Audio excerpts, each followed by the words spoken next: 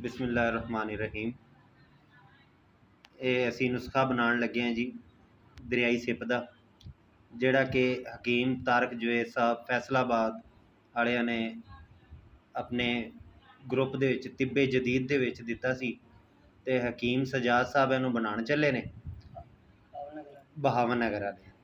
तो इस वक्त तुसी देख रहे हो ये साफ की हुई सिपा ने जी, जिंदे विच 16 सिप ने बिल्कुल साफ किए हुए दरियाई सिप ने, और इहदे नाल पै ने पलावे 16 ही पलावे ने जी।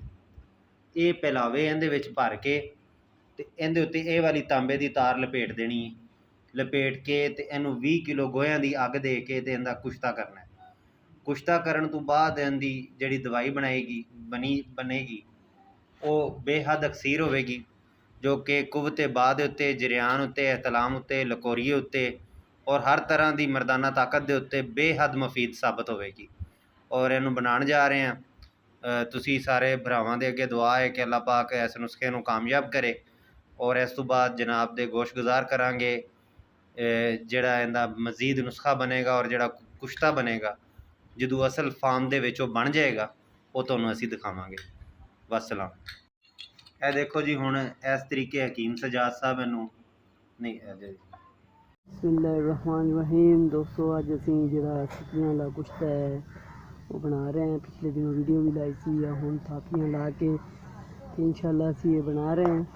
अल्लाह के फजल नाल इंशाअल्लाह फिर तुहानूं दोस्तां नूं इहदी कुश्ता जदों तैयार हो गया उदों भी दिखावांगे। असी अग लाण लगे हैं, 20 किलो की अग लानी है। 10 किलो गोए थल्ले लाए ने, 10 किलो थापियां उपर लाणियां ने। उस तो बाद इंशाअल्लाह तुहानूं दिखावांगे जी। दोस्तों असी अग दे दी है, इंशाअल्लाह जदों कुश्ता कड्डांगे सारे दोस्तों की वीडियो भी दिखावांगे अल्लाह के फजल नाल इंशाअल्लाह जी। 20 किलो की अग दे रहे हैं सर जी। बिस्मिल्लाहिर्रहमानिर्रहीम। दोस्तों असी जो सिपियां वाला कुश्ता बनाया सी बलावा रख के इंशाअल्लाह वो कुश्ते दे निकाल लिया है। इस तरीके का निकला है, बिल्कुल है। देखो वाइट हो गया है सर जी। ये असी इस तरीके हुणे कढ़ के लिया इनू अग दे विचों, अग दी सी, इस तरीके वाइट हो गया। सारे दोस्तों नूं असी ला रहे हैं ग्रुप दे विच, ते बाकी मजीद उस्ताद इकराम साड़ी रहनमाई करन इंशाअल्लाह। हकीम तारक जवेद वास्ते खसूसी पैगाम है सर जी, उन्होंने नुस्खा असी बनाया है, तो वो सर जी चेक करके सानूं दसन।